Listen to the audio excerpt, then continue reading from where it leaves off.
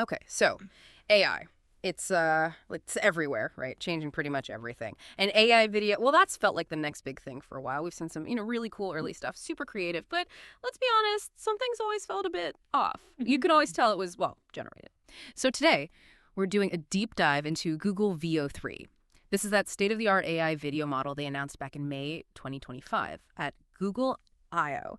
Our mission here is to really unpack what makes VO3 such a leap, especially compared to like VO2. Why all the buzz? What can it actually do? And maybe more importantly, what does it mean for, how we make videos, how we watch them, maybe even how we see reality itself? Is this the point where AI video finally gets like, well, real? So right, you can't tell the difference. And if it is, what happens then? One thing I'm super curious about, and maybe this is the game changer, is the native audio. Because AI video has often looked amazing, but it sounded empty, like watching a silent movie almost. VO3 apparently does native audio generation, so sound effects, background noise, even dialogue with lip sync, all built in. Is that the secret sauce here? Well, absolutely. I think that's a huge part of it. A pivotal shift, really. What's so interesting is that it tackles this massive limitation head on. You totally nailed it.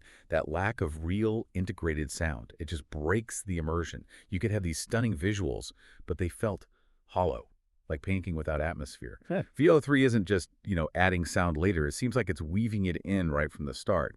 It's like giving AI artists a whole new set of colors, but for sound.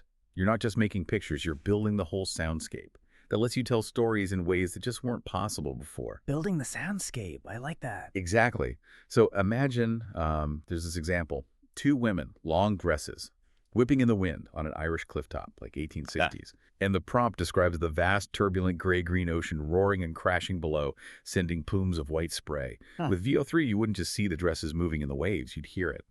That specific wind sound, the deep ocean roar, the spray, it stops being a silent film. It becomes a sensory thing. Right, those little environmental details. That's Yeah. what makes it feel real. Okay, but what about sounds that are like totally made up? More whimsical stuff. Yeah, it seems to handle that too. There was another prompt they showed, a keyboard whose keys are made of different types of candy. Hmm. And the description says, typing makes sweet, crunchy sounds, delighted giggles. Hmm. So the audio isn't just generic keyboard clicks. It's specific to the idea, the candy crunch, the giggles. Oh, okay. It's not just background noise. It's crafting this unique sound experience that actually boosts the visual story. Think about how that affects, how believable it feels, how much emotion it adds. It pulls you deeper in because more of your senses are involved. Makes the whole generated world feel complete, Not the alive. Okay, so sound is a massive step, got it, towards that real immersion. But the visuals themselves, we've all seen it, right? AI characters kind of morphing mid-scene, or the style just flickers.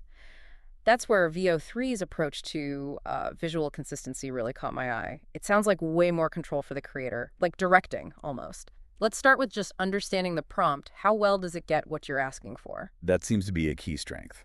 They talk about advanced prompt understanding, which means it can apparently handle really complex narrative prompts pretty accurately. So you, the creator, can describe detailed scenes, what characters are doing, story beats, just using normal language. And the AI turns that into, a coherent video clip. Like that example, a fast-tracking shot through a futuristic city, buildings made from reflective organic chrome. That sounds complicated. Daytime, rainbows, alien planet looming above, camera zooms in on a robotic bee. It can actually make that a smooth, cohesive video. Apparently so. And that's where you really get into that directorial experience. You're not just throwing keywords at it anymore. You're describing a vision in plain English. And the AI is acting like this really skilled interpreter, almost like a director of photography and effects supervisor rolled into one. It's going beyond just making objects. It understands scene flow, story progression, maybe even the mood you're going for, which is, crucial for storytelling. Those subtle details in the prompt, they need to come through visually. Otherwise, the whole intent gets lost. Makes sense. Understanding is one piece, but keeping things consistent, shot after shot, sequence after sequence, that's the tricky part. How does VO3 manage that? Right. That's where some specific features come in. They mention reference to video and consistent characters. Basically, you can give him pictures of your characters, objects, scenes, even just an artistic style as visual anchors. The AI uses these like guideposts to make sure things look the same across different clips. Think about it. Your main character needs to look like the same person from shot to shot, right? Or that unique prop you designed. This feature is meant to stop those weird visual jumps that just pull you right out of the story. Okay, so visual anchors for consistency. What about the overall look and feel, the artistic style? Yeah, there's accurate style control for that.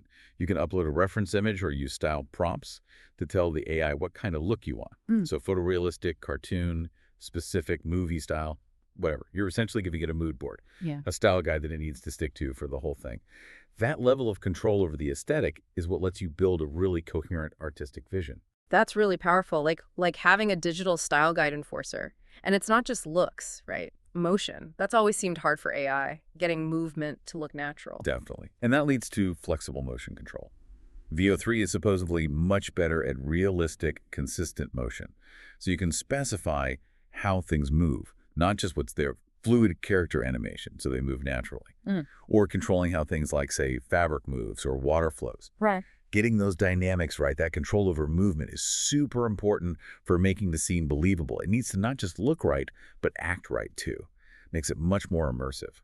Okay, if you put all that together, the prompt understanding, the consistency, the style control, the motion, it really does sound like a shift. Not just text to video, but something more like AI-assisted direction. Exactly. It's about keeping that visual integrity, the artistic intent, all the way through a sequence, which for actual storytelling is absolutely critical. You need that consistency to build a world the audience believes in. If things keep changing randomly, the illusion shatters. So these controls sound amazing for individual elements, but what about putting it all together? Making something that feels polished, maybe even cinematic. It seems like VO3 is baking in tools that actual filmmakers would use, moving beyond just generating clips to real production tools. That's the impression, yes. It's aiming for a more complete video production toolkit. Take the camera controls, for example, especially when you use it with Flow. That's Google's new AI filmmaking tool. Users can specify things like pans, zooms, different camera angles, classic filmmaking techniques. That lets you create more dynamic shots, smoother transitions, stuff a human cinematographer does to tell the story better. It makes the final output look much more professional. And linking scenes, transitions, that's always key. Right. They mention a feature for seamless transitions. Something about first and last frames. You can apparently give it the start frame and the end frame of a sequence, and VO3 generates the video in between, smoothly connecting them. So fewer jarring cuts, unless you actually want one, which is, again, really important for keeping the story flowing. Huge time saver, I bet, and keeps things consistent. What if you generate a scene, but it's not quite right? Can you tweak it? Yes, that seems to be covered by dynamic scene manipulation, Yeah. specifically the add and remove objects part. You can apparently go into a generated video and add new things or take stuff out. And the AI is smart enough to figure out scale, shadows, how the object should interact with everything else. So it still looks natural. It's like doing post-production editing, but during the AI generation. That's a pretty amazing level of flexibility baked right in. This really does sound like a whole suite, especially when you bring in Flow. How does VO3 fit with Flow and Google's other AI stuff? Yeah, Flow seems to be the command center for this higher-end AI filmmaking.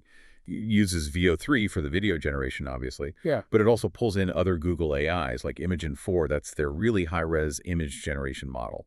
And the Gemini AI model acts as sort of the intelligent director, interpreting complex prompts, maybe even helping brainstorm ideas. So Flow brings together VO3 for video, Imagen 4 for top-quality images or assets, and Gemini for the smarts. It lets users define locations, shots, styles, streamlining the whole workflow from just an idea to a complex multi-shot video. It really is like having a mini AI film studio. Wow, okay, that leads to a big question then. If these tools are getting so good, so integrated, how does that change things for, actual filmmaking? Does it lower the barrier to entry so much that, well, anyone with a good idea and the right prompt can be a director, making stuff that looks totally professional without the huge budget and crew? I think it absolutely could. It really starts to democratize the production side of things. Think about it. High-quality filmmaking used to mean serious money, specialized gear, big teams. Now, maybe a single person could get results that look just as good or nearly as good for way less cost and time. It's not just making it easier for existing filmmakers. It could open the door for completely new voices, new perspectives we haven't seen before in visual storytelling. So the challenge shifts. Less about the technical side, more about the creative vision and how well you can articulate it to the AI. Potentially, yeah. Prompt engineering becomes a key creative skill. We might see this explosion of really diverse, innovative content coming from places we wouldn't expect. Okay, but this level of tech, it's exciting for creators, definitely. But it also feels maybe a little scary. thinking about the bigger picture, what are the real world things we need to be thinking about here? Because one thing that jumped out was VO3 being able to produce viral-ready content. Okay, fine. But it specifically mentioned crafting entertaining fake news videos or historical videos, talking animals, all with perfect audio-visual sync and cinematic quality. That phrase, entertaining fake news videos, that definitely raises a red flag for me. Yeah, something we absolutely have to talk about. Yeah. Because that capability, generating super convincing viral content, including stuff labeled fake news, it really shows the power these tools give people. On one hand, sure, amazing potential for entertainment, satire, new art forms, but on the other hand, it definitely means we as viewers need to be way more critical, more discerning. When AI stuff looks this real, is this easy to make, this good at grabbing attention, that line between real and fake gets incredibly blurry. And that's a huge challenge for society, right? We all need to get better at questioning what we see online. A world where trusting your eyes and ears gets harder and harder. That's a big deal. Are there safeguards? What's being done about that? Well, Google seems aware of the risks.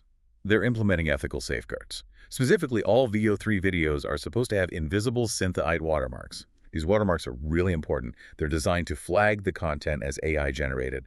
It's about transparency, helping fight misinformation. It gives people and platforms a way to check where content came from, which is essential if we want to maintain any trust in digital media. Without things like watermarking, the misinformation problem could get way worse, undermining basic facts and shared reality. It's a necessary step. Okay, that's good to hear. A crucial countermeasure. So if this tech is so powerful, who gets to use it now? Is it for everyone or still pretty exclusive? Right now, it seems mostly aimed at pros and enterprise users. It's available in the U.S. through the Google AI Ultra plan, which is $249.99 a month. So not exactly casual use pricing. Yikes. Yeah. Access is through the Gemini app and that Flow platform we talked about. Plus, it's available for businesses on Google's Vertex AI platform. So think professional studios, big creators, companies using AI video. So not quite consumer level yet, although the sources did mention something about platforms like Apollo AI may be offering a free trial. What's that about? Wider rollout coming. That could suggest a couple of things. Maybe a tiered system or limited free trials to let people test it out. Offering some kind of free access, even limited, is pretty standard for getting new tech adopted. Lets more people see what it can do, generates buzz, gets them used to using it, while keeping the really powerful stuff for paying customers. Yeah. So yeah, it probably points towards it becoming more accessible over time, even if the top tier stays expensive for now. It's that classic way to build interest. Right.